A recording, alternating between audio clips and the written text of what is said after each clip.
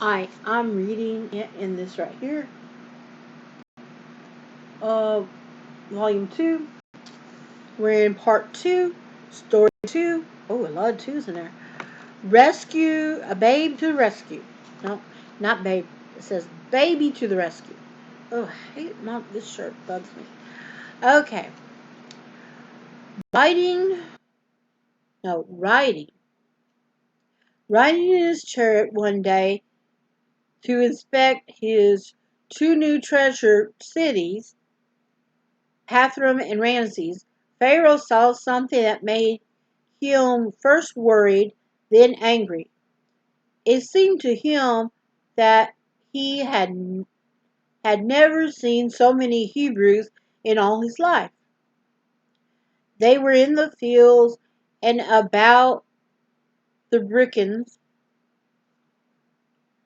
They were unloading bricks of stone from barges on the river and hauling other bricks into place on the houses and temples they were building. They were everywhere. The worst of all, the worst of it was that they all looked so strong and healthy. He had thought he had thought to kill them off with hard work, but here they were more numerous than ever. His plans had gone wrong. His plans had gone wrong. Pharaoh decided there was only one thing to do. If he could not get rid of the Hebrews by working them to death, he would reduce their numbers some other way. And what could be easier than killing their children as soon as they were born? Whoa.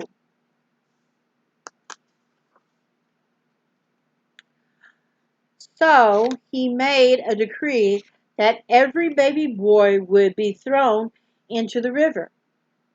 That's, if you watch the movie, that's what is. So they must have used this as the starting off.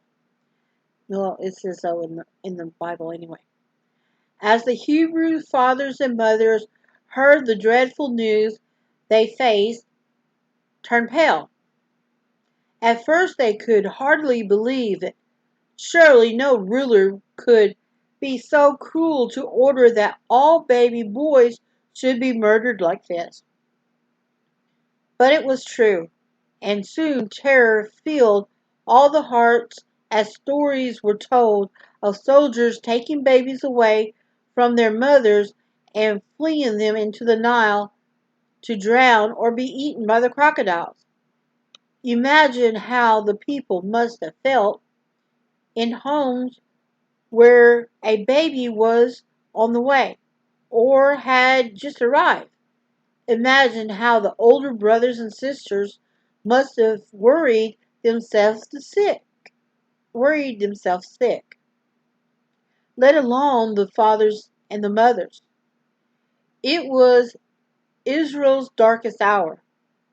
They had to put up with the long hours of toil and the merciless deeds of their taskmasters, but this cold-blooded killer of their children was too much. Cold-blooded blooded killing of their children was too much to bear. It made them want to leave Egypt as they were never wanted to leave before. They began to pray for deliverance as they had never prayed before. They wanted help now. At this very moment, they, when things seemed as though they couldn't get any worse, when everybody was on the edge of despair, God sent a baby to the rescue. It happened this way. One day, a baby boy turned up in the home of Aram and Jochebed. Amram, and Jochebed. These godly Hebrews had a little girl named Miriam and a little boy named Aaron, and they wanted another little boy so much. But now, oh dear, surprise, the soldiers should find him. Nobody knows for sure what name his parents gave this new baby. Maybe it was Abraham or Enoch or Joseph. If so, it got lost. Later on, as we shall see, he was given another name, and this one stuck to him for life. Jochebed was a devoted mother, and she made up her mind that the soldiers wouldn't get her baby, not if she could help it. Somehow or another, she managed to keep him hidden for 3 months. But it is pretty hard to hide a 3-month-old baby anywhere. Just think of the noise he was making when he cries. One day, when Jochebed knew she couldn't keep her secret any longer, she got the bright idea. She would make a little boat to put her baby in and set him afloat near the banks of the river. Perhaps, who could tell, some kind-hearted Egyptian woman passing by might find it and take pity on the poor little thing inside. It seemed to be the only way, the desperate chance, and she decided to take it. It was better than doing nothing. Any moment the soldiers might burst into the house and snatch her baby away. So she wove a basket with reeds from the river, making it watertight by coating it with mud and pitch. When the pitch was dried, she'd fix a soft little bed inside, and tenderly, oh, so tenderly, I'm just guessing, it just, oh, so. And then down at the bottom, got Jochebed, Jochebed, making the boat, making the basket. Oh, so tenderly. Oh, it did say tenderly. Remember, I read this a long time ago, so I do have kind of that memory. Laid her baby in it. Then she kissed him goodbye, closed the lid, and carried the basket to the riverbank. Here, with a breaking heart and tears running down her cheeks, she placed it gently among the bulrushes. Then she went home and asked God to protect her child, leaving Miriam to watch what would happen.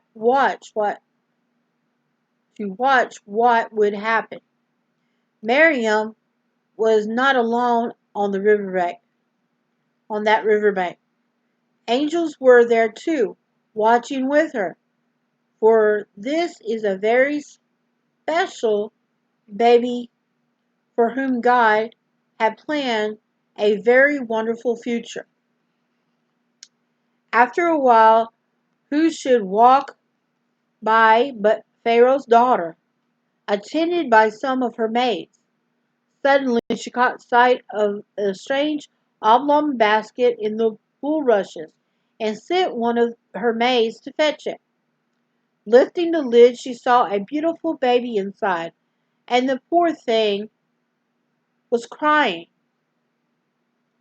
"Oh, this is one of the Hebrew children," she said. Perhaps she picked him up and loved him. And the Bible says she had compassion for him. And that means a lot. At least she wasn't cruel and hard-hearted, hard-hearted like her father. As her maids crowded around and looked at the baby, wondering what to do with him, Miriam came sliding up. Sliding came sliding up. Siding. Sidling up. It must have taken a lot of courage for her to speak to the princess. But with her baby brother's life at stake, she was ready to dare anything. Please, ma'am, she said, shall I go and call to thee a nurse of the Hebrew women, that she may nurse the child for thee? The Pharaoh's daughter was relieved. She seemed to be a good way out of this awkward situation. Go, she said, and Miriam ran like the wind to find her mother. Mother, mother, I can hear her gasping as she rushed into the house. Come quickly, come quickly. The princess has found baby brother. And how long do you suppose it took Jochebed to get from her house to the riverbank? Not very long. Never had she ran so fast in her life.